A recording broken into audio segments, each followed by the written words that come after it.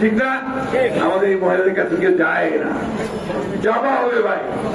কাম করলে উঠতে যায় না, কিছু দিবা হবে, কাজ করার সুযোগ, এই কাজটা করে। আমি সবাইকে অনুরোধ করব, আপনারা নিজের, এটা আপনার দেশ। ওই যে তারেক সাহেব আমাদের একটা স্লোগান দিছে না, করবো কাজ করবো দেশ সবার আগে। এটা খুব অর্থবহ।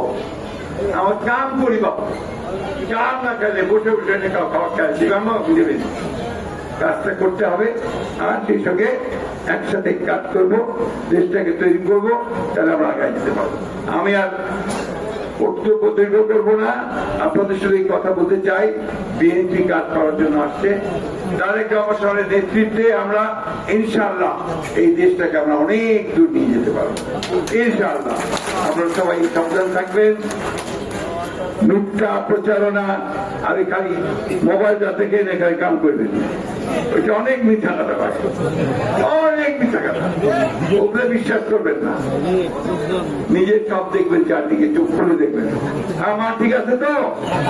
আর আমাদের হিন্দু সম্প্রদায়ের ভাই বোনেরা, তারা আমাদেরকে অনেক সাহায্য করছে, অনেক করতেছে, ঠিক না?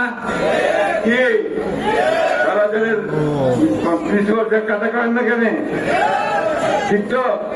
হ্যাঁ, এটা হচ্ছে বাস্তবতা। তাদেরকে সঙ্গে নিয়ে, তাদেরকে দলের মধ্যে রাখবেন, তাদেরকে সামনে রাখবেন, তাদের সঙ্গে ভাই ভাইয়ের সম্পর্ক নিয়ে আগাবেন। আপনারা একটা উজ্জ্বল দৃষ্টান্ত তৈরি করবেন। বাংলাদেশের আত্মাটা ওই জায়গায়, এখানে ধর্মে ধর্মে বিভক্ত নাই, এটা আমার সোল, এটাই আমার আত্মা, ওটাকে আমাদের রক্ষা করতে হবে ভাই। এদিকে আমরা কাউকে দিয়ে ভাঙতে দিতে চাই না, কোনো কিছুর নামে না, ধর্মের নামেও না, আর দেশে ওইসব করে চলবে না। সোজা কথা। আমি বক্তব্য শেষ করবো, অনেক কথা বলে ফেলতে না।